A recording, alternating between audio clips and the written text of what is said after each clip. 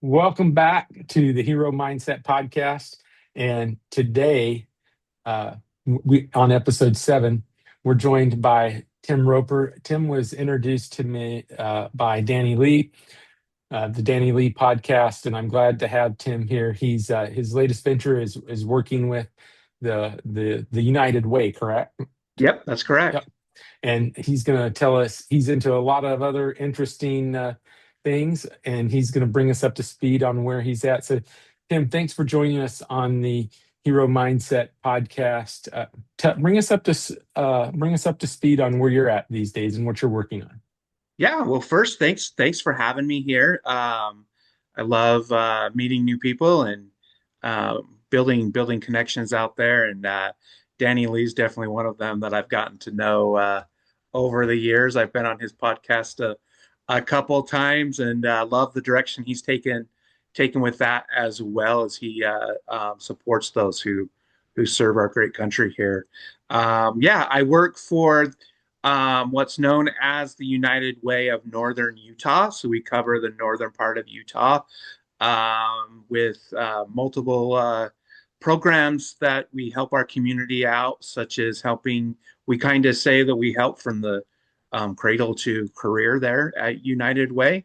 So we have a lot of different programs. We're also the great thing about the United Way is we're an umbrella organization that can help other nonprofits as well. So one of the cool things we do at our specific United Way is we have a connection center specific for nonprofits to come and learn how to be a nonprofit. We have space that they can utilize, conference rooms that they can use, because these are boots on the ground organizations. But other than that, I also am the chair of the board of an organization called Open Doors that we help combat generational poverty. So anything that we can do, we're trying to really stop homelessness before it becomes homeless. We want to actually attack it at what the cause is, instead of just treating the symptoms out there. So we're very pro keeping people into their homes, and we offer a lot of different programs here in Utah that can help families, whether it's education. We run a program called Circles. That's a 12-week program for families to come and learn to be self-sufficient. We say we offer a hand up, not a handout. So I help with that organization as well. I just wrapped up 9 years serving on my local city council in Clearfield, Utah. So that was a A long great. time. It is a long time. I was actually running for a third term to do 4 more years, but I lost by a very thin margin. But I'm very proud of my work there. I worked very closely with our firefighters here, and was able to be a part of building a beautiful new state-of-the-art fire station here for um, well, it was a very good price to do it. So I was very proud of that work, but very proud to work with those men and women who put their life on the line all the time for us in our worst moments. So that's kind of me. Other than my family, I have 6 kids that keep my wife and I pretty busy, pretty engaged with them.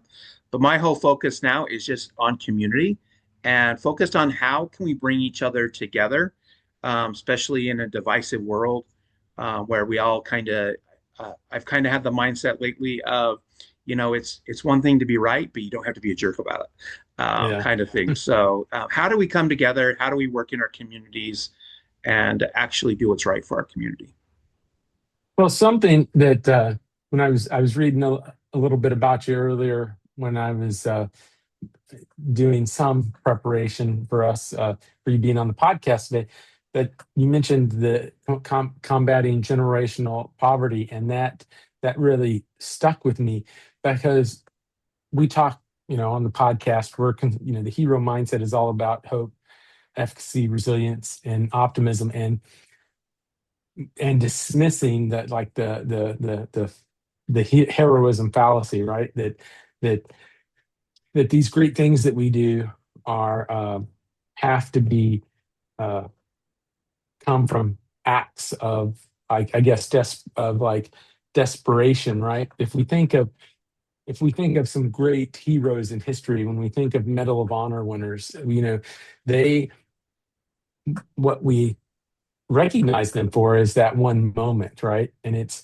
this superhuman strength, this bravery that just all manifests in a moment and allows them to, in the most desperate moments, to do some things. And I kind of got to thinking, I was like, man, that's kind of really that's just a snapshot, and it creates a heroism fallacy. And so what I like to talk about, and this is where I your background kind of resonated with me, is when you start talking about generational uh, poverty, just like the bad things kind of accumulate in our lives. In my mind, in the hero mindset, we leverage our strengths and little actions each and every day, building relationships, having places like you're talking about for people to turn when they want to start a new business, or they want to, they want to try and stay in their home, but they're having financial difficulties. All of those things, we all benefit from those things, and they all help create hope. They all help create efficacy, and they help create resilience and optimism. So, if you don't mind, tell us a little bit more about what you're doing in that space. Yeah, and I agree with you. It's something that resonated with me as well as why I got involved there. My time at Open Doors got started because the mayor of Clearfield, when you're on the city council, they appoint you to different boards, right? So Yeah, he came to me and said, "Hey, you've been asked to be on this board at Open Doors. The way we've set up our board is we have so many elected officials, so many people from the business community, and then we have actual people that are going through our programs beyond our board." So he asked me to be on that, and then when I lost this last election, which was actually, I think, kind of a good thing for me, uh, the executive director and the rest of the board came and said, "Hey, we want to keep you on our board, yeah, and this that's is the great. plan we have." We had some openings and stuff, so I kind of just shifted into a different position there. But it's kind of become just, my passion of wanting to help. I've kind of just we talk a lot about helping people, and we want to stop homelessness, and some of us have this misconceived notion of what homelessness is and what it looks like. It doesn't look like what a lot of us think it is. It's your single mom who husband has been abusive and kicked her out of the house, or she didn't feel safe there. Now she's living out of her vehicle with her small children. um, and once that picture got painted for me, I knew that this is where I wanted to be. And I spent the last 5 years working for my Chamber of Commerce. And I was like, I just really want to get more involved on the nonprofit side of things, because we talk about where the rubber hits the road, and this is really where it's hitting the road. And I've always had this philosophy, even on the city council, of being, uh, on the ground level. I want to be there. I want to know, working with our firefighters, I go and work the back of an ambulance because I felt like I couldn't make a financial decision. And I feel this way at Open Doors if I don't know exactly what my people are going through. Yeah, So I spent a lot of time with them on that. But we need more people who are just willing to put our differences aside and just put an arm around somebody that you probably wouldn't normally put your arm around. Sometimes they're people that you just kind of want to walk past on the road, but their journey there sometimes wasn't what you think it is. It's sometimes, and most times, it's something out of their control. And yeah, so we really try hard to do that through programs like we can come in and be a moderator between them and their landlord. Maybe we can help pay a couple months rent just to keep them in their house. Let's get them into our programs where we can help them. And one thing I really love about the Circles program is we take them and assign them a mentor. We call them an ally. So when they get through this program, we're just not saying, "Okay, you're good to go." We actually say, "This is your person." And we've seen uh, single moms who've never taken their kids on vacation be able to learn how to budget and take their kids to Disneyland, right? yeah. Um, Mhm. we have an amazing woman who runs our Circles program, and this is a national program run by different people. But just in her short time there, she's brought 10 families above the poverty line. And when these people come above the poverty line, they are um, the lights go on and they think that they've hit, gold out there. And we've still got a long ways to go with them. But just to see you talk about the hero mindset. These people are heroes to me, taking the courage on to really face their challenges. And these aren't easy challenges to face. They have to overcome a lot of things. But when they finally do it, it's great to see them know that they can accomplish things, that they can go and apply for that job that they didn't think they were qualified for and become a manager somewhere. We had a woman working at a retail store, and someone just said, apply for this job, apply for the manager's position. And she got it. But kind of it was able to give her the confidence to go do that. And that's what I like Oh, most about this. well, and that's, when, I talk a lot about, especially, I mean, no matter who I'm working with, but even with, executives and people that we think wouldn't struggle with these things. The CEO of, I'm not saying that this person was a client, but, the CEO of Walmart or, the CEO of Apple, we look at athletes, LeBron James, we think people don't struggle, with esteem because they've reached a certain point. But there's kind of three components to making sure that we can be able to thrive, right? Not just survive, but to thrive. And, self-worth, self-confidence, and or self-esteem and self-efficacy, right? And so when we look at that, what you're talking about there is building that esteem, right? Taking the action to help build that esteem, which then uh, builds your efficacy, and it helps solidify your self-worth. We Yeah. have to work on these things. We like to say, and I used to kind of be in this camp. Now I'm kind of in the middle, in the sense, that, self-worth, and I think it is self-worth. Uh, you just have to have this unconditional acceptance of yourself, right? But I think part of our ability to do that is by failing and succeeding, trying new stuff, being curious, getting out there. And what you're talking about seems to be that you're helping these people rediscover their curiosity. You're helping them build their esteem. How do you, what's your success been like? Are you targeting, are you targeting certain, you know, certain groups? And I ask that because, as you know, our environments influence our thoughts, our beliefs, our behaviors. They're very influential, and if we, it reminds me, you've probably seen it, that movie Trading Places, where Dan Aykroyd Yeah. gets pushed, thrown in jail, and now the bet's, well, hey, we can give, essentially the time old argument of nature versus nurture, right? So are you guys screening people to see if they kind of where they're at, and what and where they need to start at? Are you starting them at different points in your program when you bring them in? Great question. And so we have and we're just a small organization, right? And we have about 20, 25 people probably there that we keep on staff, handling different programs for us, and a lot of volunteers. But even just if you our circles program, we have about a 95 to 97% success rate, bringing them to some sort of understanding of what it means to be self-sufficient. And I think sometimes we think self-sufficiency is really taking care of ourselves and just doing everything on our own. And I think we have a misconceived notion there that it's not that.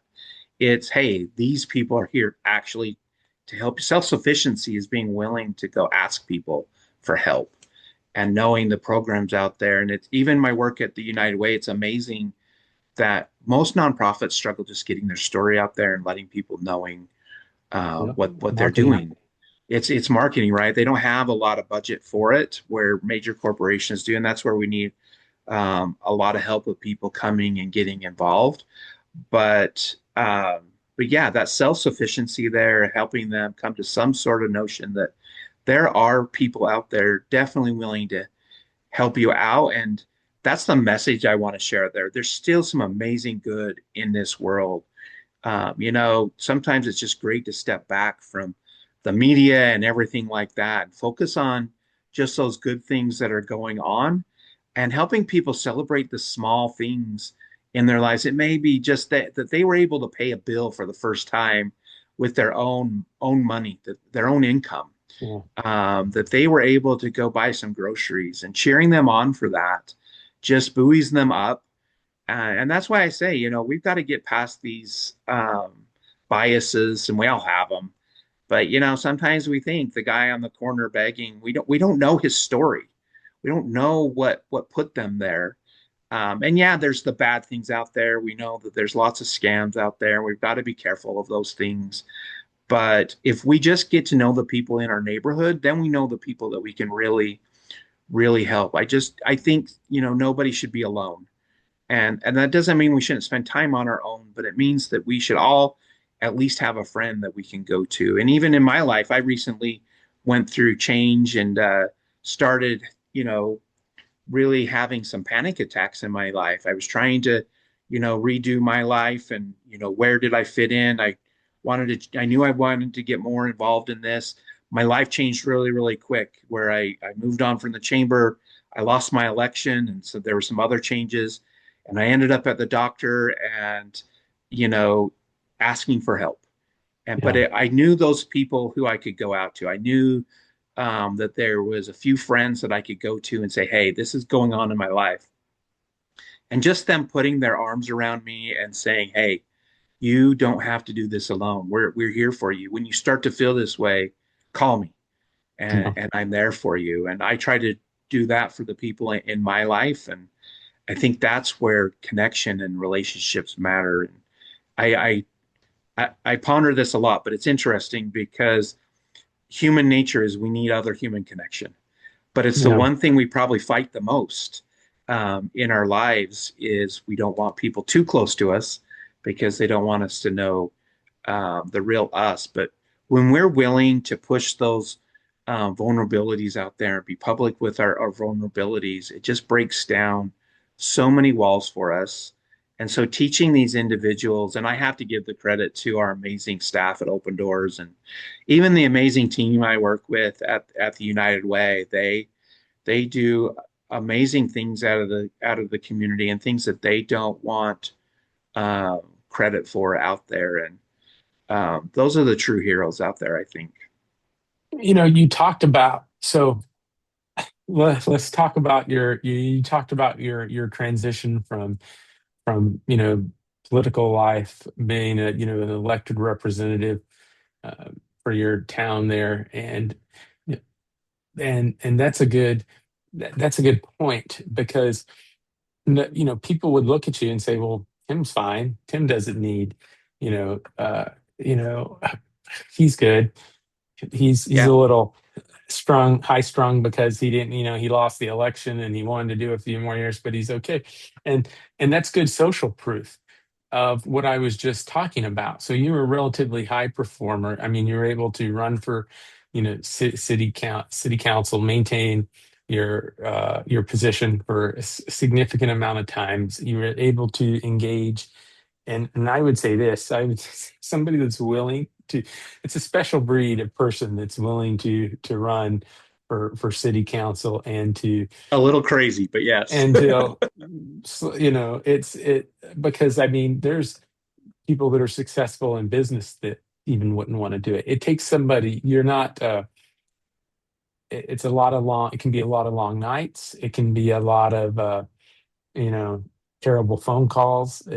People only, we all know that more people mostly only want to talk to people when it's time to complain. They're Yeah. not calling to say, hey, good job filling that pothole. So, so that my Rolls Royce doesn't, I don't have to buy new tires for my Rolls Royce again or whatever.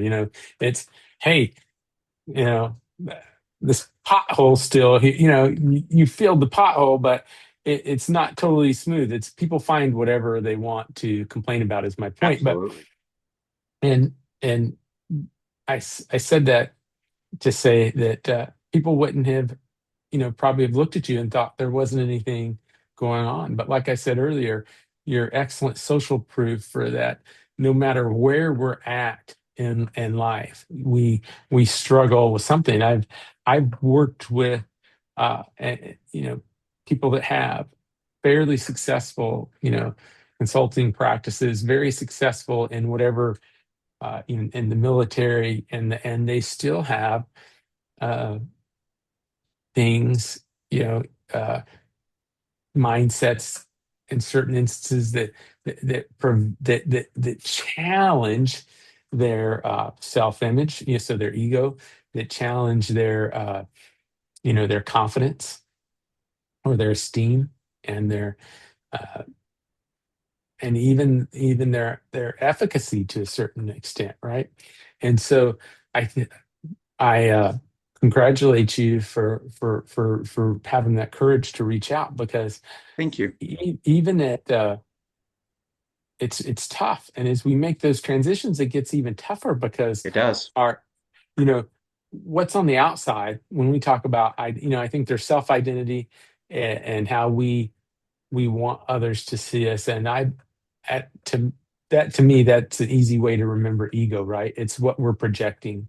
It's what Yeah, it's the it's like it's how we get dressed up, right? I'll tell you a good example, analogy is my father. When he was at a certain point in his business, especially early on, he wouldn't wear a suit and tie every day, but he didn't wear, if he went out of the house, he didn't have jeans on, you know because he said, I didn't know who I was going to run into, right? So that's a good yeah, analogy or metaphor for how we're projecting this image. And when we leave places like the city council or the military, or being the manager wherever, at Walmart or the Apple store or wherever, a lot of those things are tied up in our ego, and it absolutely. Yeah, challenges.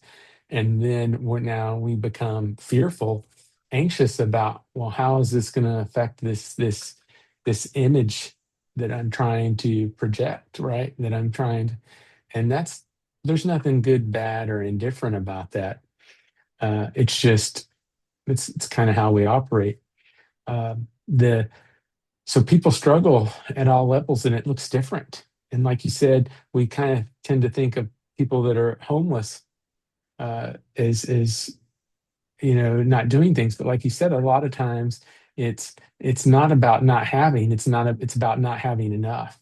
And that person has prioritized, and they've went into that fight or flight survival mode, right? So it's, hey, I having a place to stay, or doing my own place is a far reach, but I can sleep in the car, I can buy gas, I can I can pay for the Planet Fitness membership that at least gets me access to a shower, and the kids are old enough that I can take in there so I can get them what they need, and I can buy food. And we don't all, depending on our experiences, we may not realize that. And yeah, the other thing that resonates with me in what you're saying is, I think we all, and I was talking to somebody very successful in our community, and he said, this says, my money wasn't my daddy's money. you know, uh, my dad, he made it very clear that his money was not our money.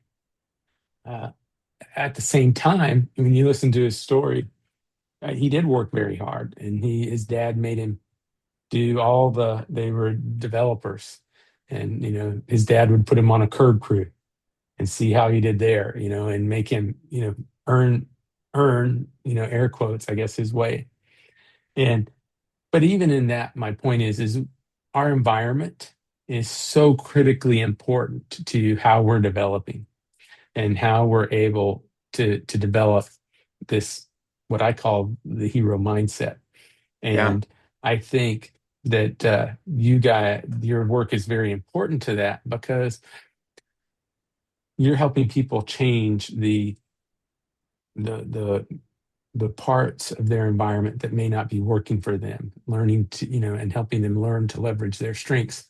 And I think that's important. And the other thing is important is, we've all had somebody who's mentored us. We've all had somebody, I'm not here just because I didn't do 25 years in the Army and rise to the, to the highest level that I could. I mean, there was nowhere else for me to go when I retired. My rank was E9, Sergeant Major. I couldn't do anything else. That was it. There was no, I didn't get to that point because people hadn't, shown me, picked me up and dusted me off when I was down, or took the time. And so, how do you how do you find that the community's, reacting to your efforts or supporting your all's efforts? Yeah, and it's all different, right? I think it's the different levels that we're on. I have people in my community here, and it's a pretty, you know, it has parts that's very affluential, right? And there's those people who say, "Oh, we don't have a homeless problem here," and I'm like, "Yeah, we do. Let me go, let me go show you where this is at." Mhm. Just in my little county alone, here in Davis County, Utah, we're the smallest county geographically in the state of Utah, but we have close to 1,400 homeless teens just in our county. So I think it's just the level that we're on that people um, may not realize what's going on in their community. And that's where I actually encourage people go. You don't have to run for elected office. In fact, I feel like I'm doing more now than I ever did in an elected position, really helping people. But go find out what's going on in your community. You'll be amazed. You may think you know what's going on in your city, but there are a lot of things that go on. And I challenge people, just go start connecting the dots out there. Just go start finding organizations that need to get connected and that need to know about each other so that they can help each other. And you'll learn so much. I went to a food bank I live on the north end of my county. I went to a food bank on the south end of my county. And I sat down with the executive director, and she showed me how many people were coming from my city to her city just to use her assistance. And I was blown away. Yeah. Um, and that's a good distance apart from each other. So we need to go out and get involved and learn things. Find a good nonprofit that is somewhat aligned with what you believe in and your passions in life. There's a lot of different ones out there. I love these ones that I can just go and actually help people. But there's so many good things that are going on in our communities, but that comes down, go help one of these nonprofits tell their story. Go serve in their organization and go share it on social media because you're going to go help them get the word out. Find out their needs. We love it when we can take someone on a tour of what we're doing and them ask, "Hey, what do you need?" Um, I want to be connected to those people, and I'd love to spread this. My goal now is just to let's find that let's connect all these nonprofits out there and that they Yeah. can help each other out. And those are the things that we need to be doing if we want to have thriving communities. Yeah, it's interesting that one thing that amazes me about, you is that is your time on the city council, and I like getting involved in novel problems and creating solutions. But one of the things that like keeps me, from running for city council here, and we have a problem here in my town where it's wash, rinse, and repeat. A council member, they'll run, then they'll resign, they'll run for mayor, they'll get elected, then they'll stop that, then and Sure. it's wash, rinse, and repeat, which is somewhat foreign to me in terms of my military career, because one of the good things was like if Tim was my commander and I didn't like him, well, in a couple of years, one of us is going He's to be gone in a gone, couple of years. yeah. Uh, and so you never, it was harder to stagnate, right? Especially it was harder in general to stagnate. The So how did you deal with, all the regulate? Because that's what I don't like. I don't mind solving problems, but I'm the kind of person like when a rule's not good no more, like rules are good until they're not, and then we need to Yeah. change them. And how did you deal how did you deal with that? How did you handle the rules? How did you confront, I guess, some of the sacred cows that, Yeah. people like, we got to have a thriving downtown. That's one. Well, if everybody's moved away from downtown, do maybe downtown needs to shift? Maybe I'm just saying, how did you kind of combat this on the conventional thinking and the bureaucracy? Yeah. No, we have faced, I've definitely faced those challenges out there. One thing that our um, city council, and they're still this way, and I love it, is, but when I first came on to our city council, we really honed in on our culture of what was going on and how were we going to work with city staff. We sat down as a council and we read a book called The Five Dysfunctions of a Team. And it was amazing how we all came together on this because we decided as a council we can debate, we can disagree, all you want in this room. But when we walk out of this room, we want the mentality that we can go get ice cream together. Yeah. And the funny thing is, actually, that happened once. We all ended up at ice cream that night and could talk Give to each other. Altoids to your opponent, like, Yeah. George Bush, Michelle Obama. Yeah. And so we did have an issue where our everybody had moved away from our downtown, right? We didn't really have a downtown. Clearfield is a very old community, and we were shifting. We didn't have a lot of businesses here. And so we did have to take a bold move and bring something in that may be a little unpopular to some people, and that's called high density housing. Uh, but Yeah. that's why I tell people go find out what's going on. It's actually more important for you to know who your mayor and city council are than probably the president of the United States. Your mayor and Yeah. city council are impacting your life every day, but be willing to work with them and find out why things are going on. And it's rarely, one of the issues we're having in our northeast part of town. I had to think. I'm looking up at this. I had to think. It's forcing me to think. Northeast part of town is a grocery store, right? And there's multiple things that are preventing it. There's multiple things that make it hard. Crime, uh, income.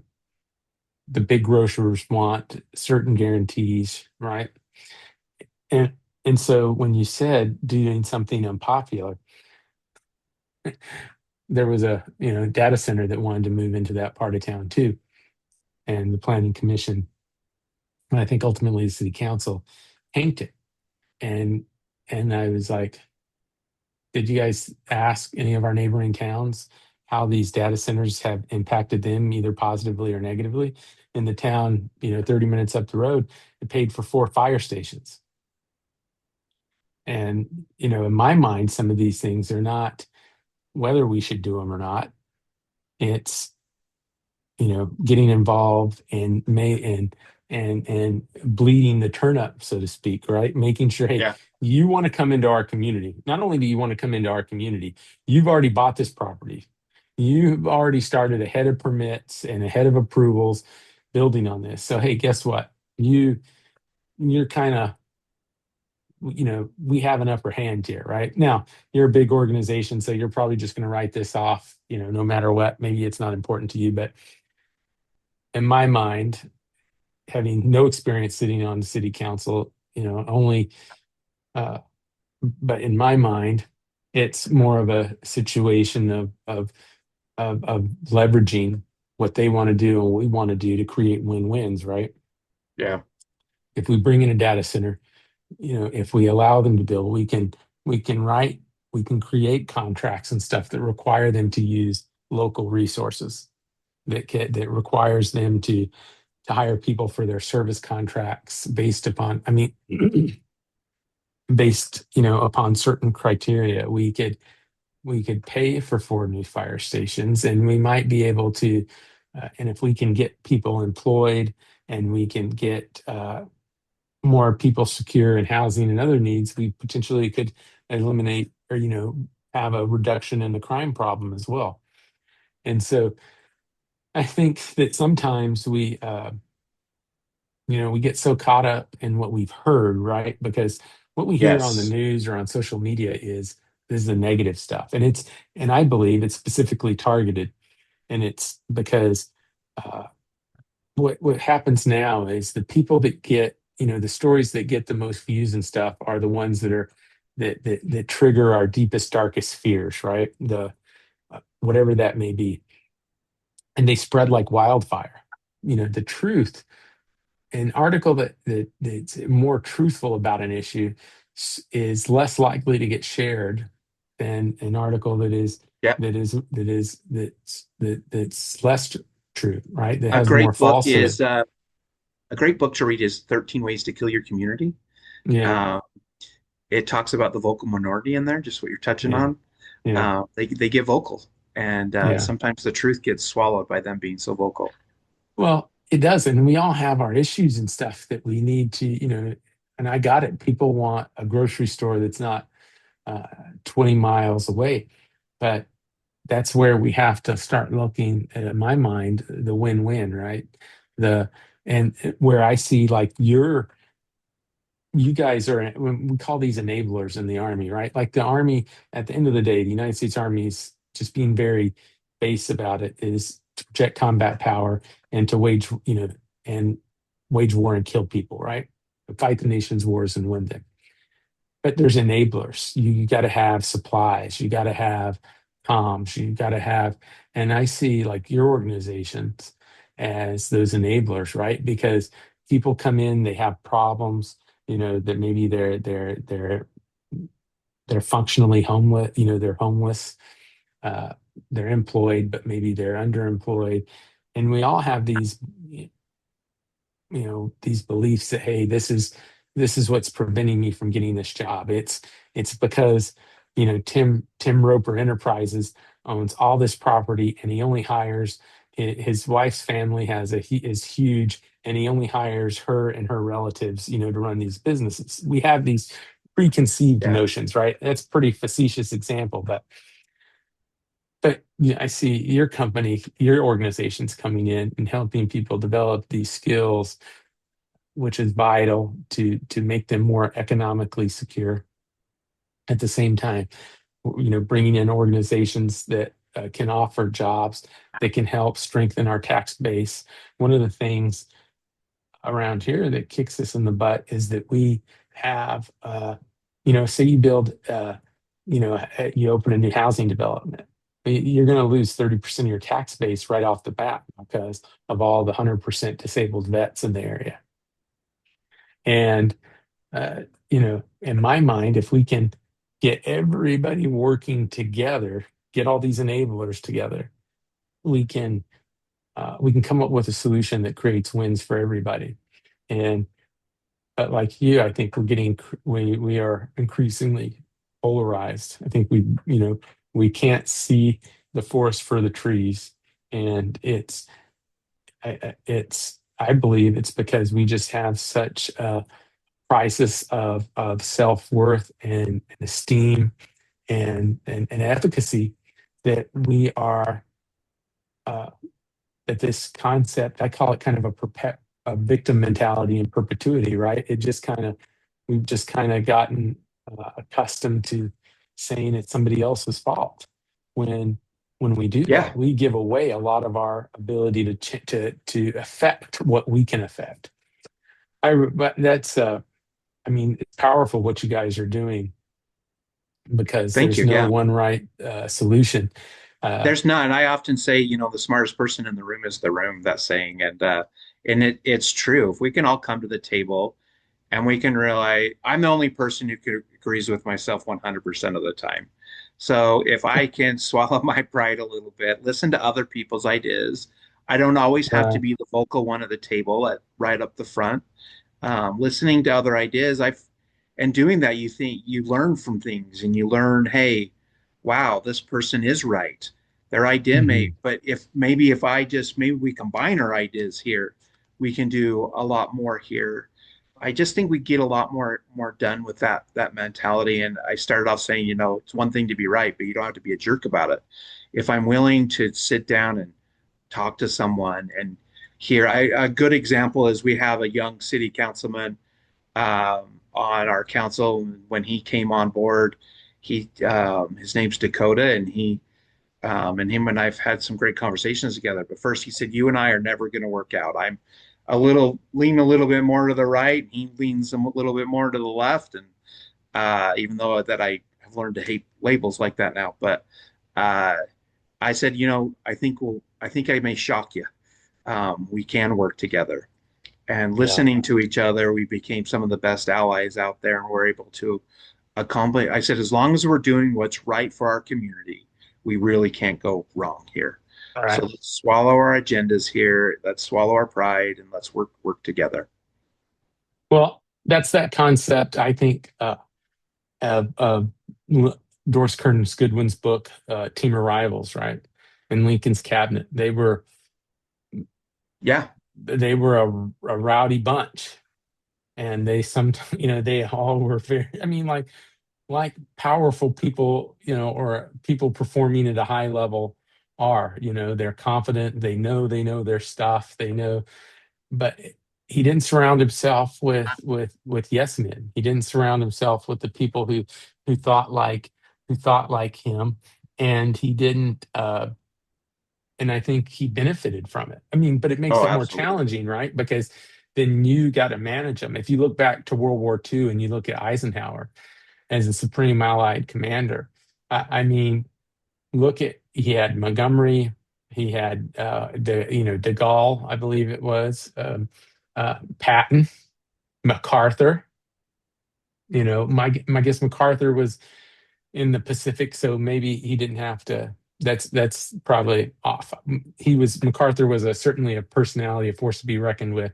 He wasn't one that Eisenhower necessarily had to deal with. But my point is that these great leaders had, you have to, if you're going to surround yourself with people that are, uh, willing to speak up and that are very passionate and might speak differently. You also have to be able to manage it, right? And you have to be able to say, hey, okay, go sit down in the corner, like Eisenhower had to do with Patton many times.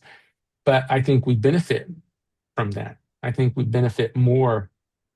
I think what we're used to today is just we just breathe our own exhaust, right? And Yeah. when we want, I'll give you an example as before we uh, end this. We need a city manager right now.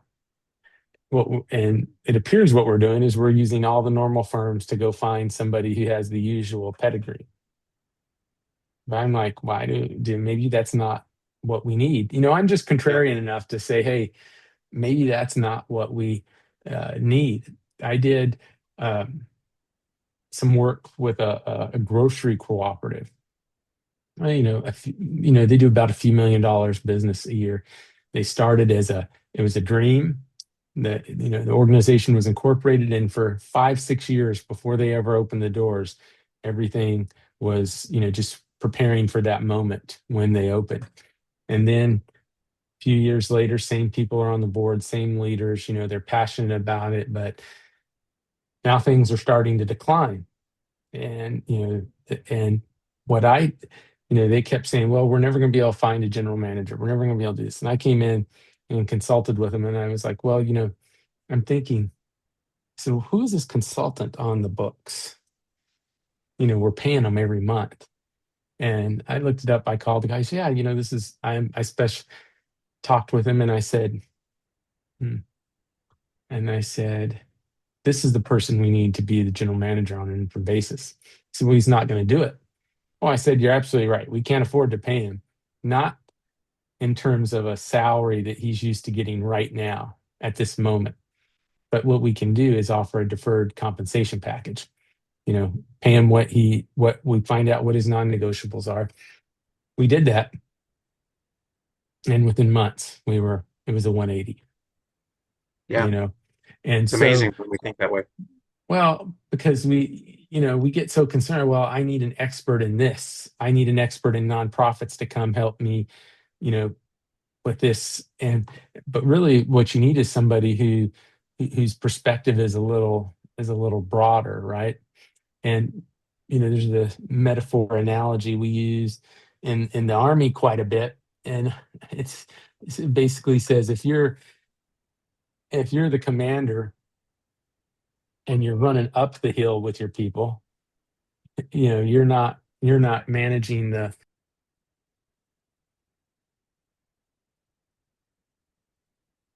and and so the